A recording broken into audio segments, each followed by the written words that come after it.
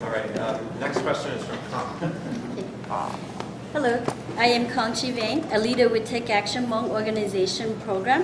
I have a lot of things that I want to change in Minnesota for the Hmong community and for all of us here. I care a lot about the lack of affordable housing for elderly Hmong people.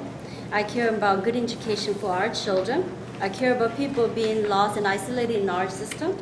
I want to live in a state where people are in this together and where there is fair housing and fair economy. But before I begin to work with you as governor on the many things that I care about, you have to win. I worked for many successful campaigns, both on the national level and on a local level. Most recently, I was co-headed Kajukong Tau election to the St. Paul School Board. I know what it's like to win, and I know what it takes. I know it takes a lot of work and a real plans and strong supporter. But it's more than that. You need something unique and different from other candidates. So we know you'll work hard, we know you will have a good team, and we know that you'll do all the usual thing that makes a good campaign. But other than this, what makes your candidacy unique and different from past losing campaign? And what special qualification and quality in a company campaign strategy will make you a winner? Good. Thank you. And by the way, you opened your question by talking about housing, and in 12 quick seconds, I do want to say that I came into office committing to affordable housing, and we did establish a $10 million a year affordable housing trust fund and also helped launch the City-County Homeless Task Force, and that is going to be work we'll take to a state level. On winning the elections, we need to win this election. No one in this room needs a lecture on that. I believe I'm the one person in this race who can win the endorsement, the primary, and the general election. And I believe I can do that in a couple ways. By getting the core Democratic base, by reaching out to independents, and by mobilizing grassroots voters. I was elected the mayor of the largest city in the state as a complete unknown. Almost no one knew me. Sonia Dahl knew me. That was about it.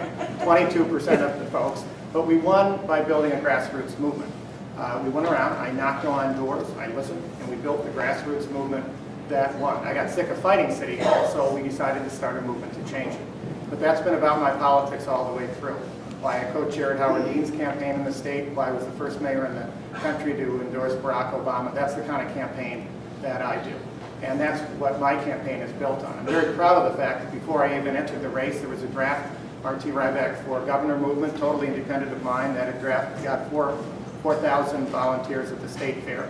And that's part of the grassroots that we have. But I'm also in a uniquely good position to appeal to independent voters. In the past 3 elections, independents have said, you know, I kind of agree with the Democrats on most of the issues, but boy, don't trust them to run your government or manage it.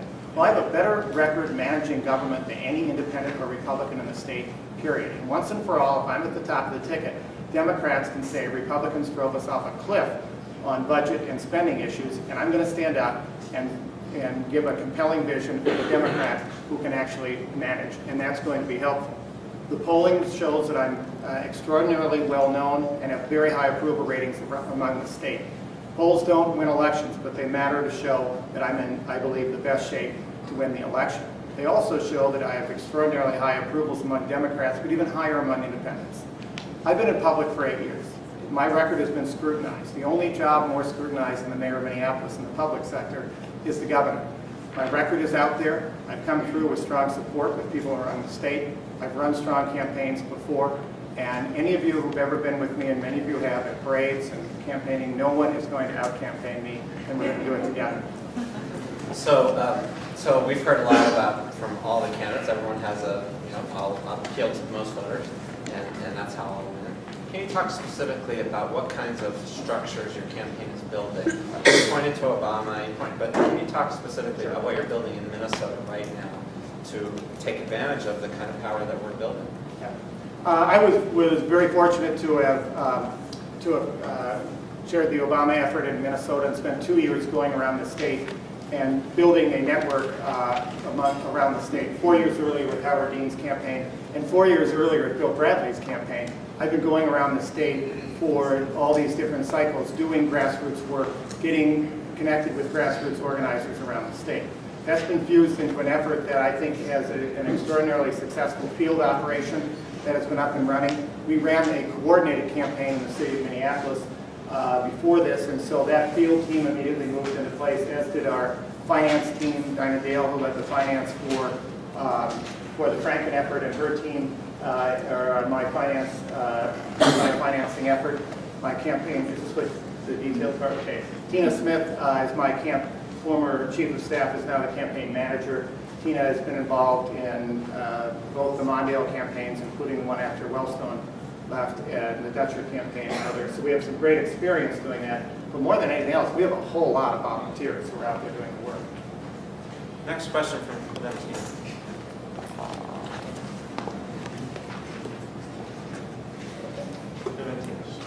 I'm next, all right. My name is Juventino Mesa, and I'm a student at Oxford College. I'm working with Take Action with the Latino Table, and I'm helping organize the Latino community around the reNEW vision so that we have a strong voice in electing a new governor.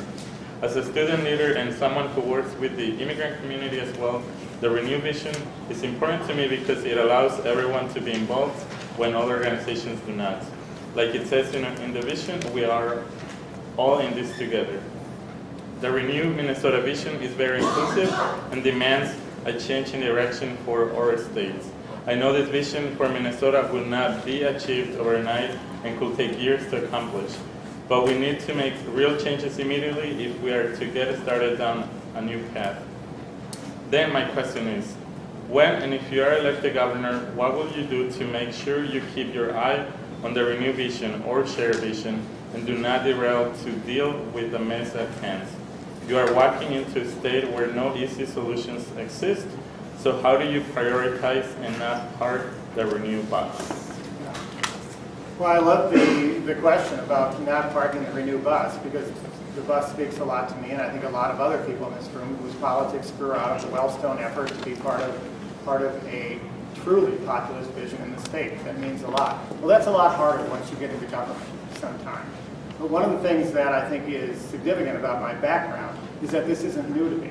There are a lot of people in legislative jobs that are very important, but this isn't a legislative job, it's an executive job.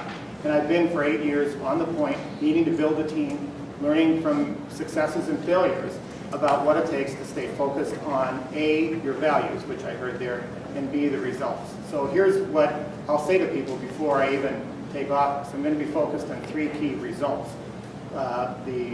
This will be the healthiest state, this will be the brain power state of the United States, and we will be creating jobs for the new economy. There's a lot of details on each of those, but that's where, and I'd love to get in when I have more than a minute to do it, but that will be the key part of it. But the second part is the issue of how all of that work is done, and that's what I really like about your question. This will have to be an inclusive way of doing it. Now, I've learned a lot in government about the fact that in really tough times, you can either close the door or you can open up the door. And in the times when I've been successful, I've opened the door and brought more people in. In the times when I failed, frankly, I've tried to do it myself. I haven't done it perfectly every time.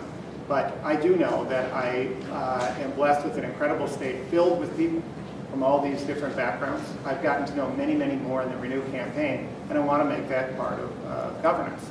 Now, how that works is something that you can never know until you get into the office. I know enough about being in an office like that there are days where somebody will have a brilliant idea that seems so great, and you won't be able to bring it in as much or include it as much, but I'm going to do my best. I'm going to say that I'm somebody who comes at this as a grassroots politician who I think my core skill set is I was a newspaper reporter. That was my first job, and the skill that I learned out of that was to ask questions. I sit on the phone a lot of nights right now, calling different delegates around the state, and a lot of times I'm not doing the talking. I have learned so much by talking to people. I've learned an incredible amount at these forums, and I'm getting better and smarter at it, but more important, I'm getting more connected to it. And I think it's arrogant for politicians to say they can speak for a state, but the more you listen and the more you're in forums like this, the more you can do what a true governor has to do, which is to speak for more than yourself. So